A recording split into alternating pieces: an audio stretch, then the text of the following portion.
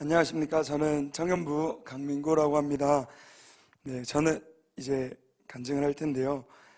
그 다니엘 기도회라는 거를 저희 교회가 한다고 했을 때 처음에 다니엘 기도회라는 거에 대해서 알고는 있었어요. 사실 어떻게 알았냐면 아는 후배가 교회에서 다니엘 기도회를 한다고 하는 거예요. 그래서 그렇냐. 근데 너무 좋다는 거예요. 근데 그게 한 2017년도, 18년도 그때 들었던 거거든요. 그래서 그렇구나 하고 있었는데 우리 교회도 하니까 좋겠네 라고만 생각했지 막 너무 기대가 되고 막 이렇게 기다려지지는 않는 거예요. 그래서 그런 상태로 있다 보니 지금 생각해보면 이제 사탄 마귀의 이제 역사였지만 첫째 날 저 김은호 목사님께서 하시는 그 다니엘 기도의 첫째 날부터 제가 참석을 하지 못했어요. 근데 지금 생각해보면 이제 그게 사탄과 마귀의 계략에 넘어갔던 거지만 하여튼 그렇게 첫째 날부터 빠지고 이제 둘째 날이 토요일이었거든요. 근데 토요일 날 이제 교회 와서 매주 하듯이 맡은 것들을 잘 감당하고 이제 학생부 아이들 저희 찬양팀 제가 찬양팀 학생부 찬양팀 아이들을 맡고 있는데 그래서 찬양팀 아이들과 연습을 하고 이제 예배당을 올라가려고 하는데 마음 가운데 우리 아이들에게 정말 큰 은혜를 허락하실 그 하나님 아버지가 너무 기대되는 거예요. 저에게 주실 그 은혜보다 우리 학생부 찬양팀 아이들에게 허락하실 그 은혜들이 너무 기대가 되고 사모가 되는 거예요. 그래서 그렇게 기도하는 마음으로 예배당에 올라와서 예배를 드리고 박상원 선교사님의 말씀을 듣는데 그 아이들은 온데간데 없이 제가 너무 은혜 받고 너무 저를 위한 그러니까 하나님 아버지를 위한 예배였지만 제가 너무 회복되고 제가 다시 바로 세워지는 예배가 되는 거예요. 그래서 그때 하나님께서 주신 생각은 저희가 작년인가 재작년에 그 종교개혁 500주년 그것 때 나부터 새로워지겠습니다 라는 이거 성경책 좀 빌리겠습니다. 이거 주셨잖아요.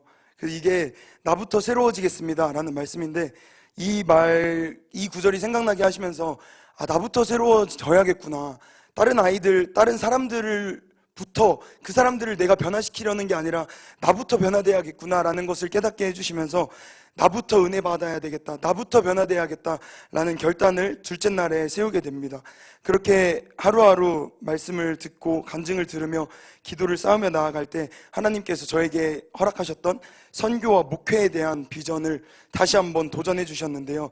그게 어떤 식으로 도전해 주셨냐면 지금 하나님께서 저의 발걸음을 인도하셔서 제가 신학교의 신학생이라는 타이틀을 가지고 그 학교에서 생활을 하고 있는데 과연 제가 어떤 삶을 살아가고 있는지 또 하나님께서 부르신 종이 되기 위해서 과연 제가 이 자리 가운데서 또 학교에서 어떤 노력을 하고 있고 어떤 무엇을 하고 있는지 하나님의 영광을 위해서 주의 종이 되겠다고 결심하고 왔으면서 뭘 하고 있는지 돌아보게 하셨고 많은 선교사님과 목사님들과 집사님들의 간증을 통해서 다시 한번 결단을 세우고 다시 한번 하나님 앞에 바로 서야겠다라는 도전을 하게 되었습니다.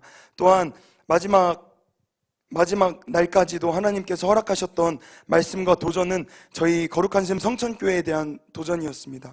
그 도전은 무엇이었냐면 저희 교회 이름이 이렇게 성전 건축을 하면서 거룩한 샘 성천교회가 되었잖아요. 근데 저번에 저희 교회 성전 건축을 하고 담임 목사님께서 설교하셨던 말씀 중에 우리가 거룩한 샘이 되어서 거룩한 물, 거룩한 샘물을 흘려보내야 된다라는 말씀을 하셨는데 그 설교 말씀이 기억이 나면서 과연 우리 교회 가운데 또 나부터 내 마음 가운데 거룩한 은혜가 거룩한 샘물이 흘려보낼 것이 과연 있는가 저의 마음밭을 먼저 점검하게 되었습니다. 그래서 하나님께서 저에게 도전 주셨던 우리 교회를 향한 그 도전들을 성도님들과 저희 교회에게 같이 도전하고 싶은데요.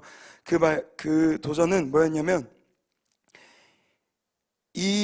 정말 어렵게 성전 건축을 했잖아요. 저희가 여러 년에 거쳐서. 근데 하나님께서 그렇게 세우신 이유가 분명히 있을 거라는 생각이 들었고요. 첫 번째로는 근데 지금 이렇게 감사하게 겉에서 보기에는 정말 이 상암동과 딱 맞는 건물을 또 이렇게 좋은 성전을 허락하셨는데 정말 점점 마음이 아파졌던 이 예배당에서 하루하루 예배를 하면서 마음이 아팠던 것은 이 예배당 가운데 점점 빈자리가 많아지는 것이었어요. 주일 예배는 어떨지 모르겠지만 금양로 예배와 그런 기도의 자리 가운데 성도님들이 한 분 한 분 이제 빠져나가시면서 매번 계신 분들만 계시고 매번 계신 사역자분들만 계시고 그런 모습들이 정말 너무 마음이 아팠어요.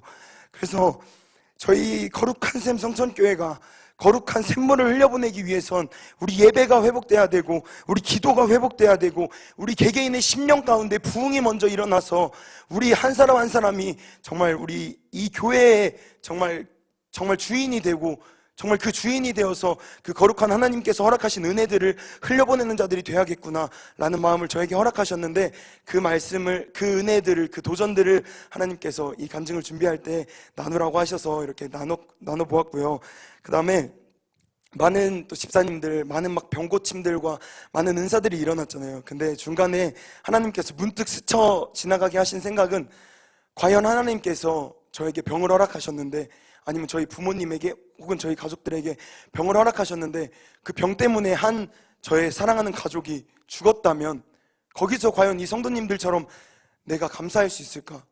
혹은 만약 그 죽어가는 그 영혼, 그 사람이, 그 가족 한 사람이 죽어가다가 살아났을 때 정말 하나님께 감사하겠지만, 당연히 감사하겠죠. 그건 누구나, 불신자나 믿는 자나 모든 사람이 감사하겠지만, 그렇지 않고 만약에 죽었을 때, 그 기도하다가 내 생각과 내 뜻대로 되지 않았을 때 과연 저는 어떤 마음을 가질까? 하나님께서 그런 마음을, 그런 시험을 주셨는데요.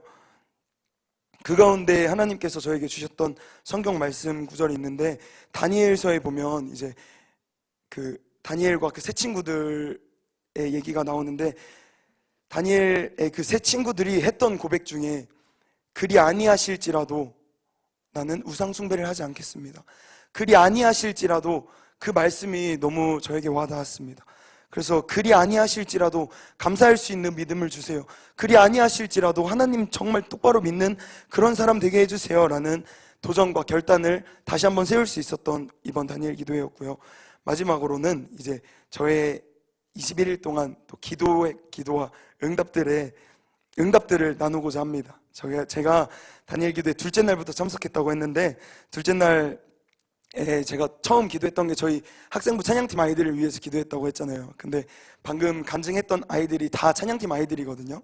그리고 또 저희 찬양팀 아이들이, 정말 많은 아이들이 높은 참석률로 이 다니엘 기도회를 마쳤는데, 그 아이들 가운데 정말 하나님께서 여러 가지 회복을 허락해 주셨어요.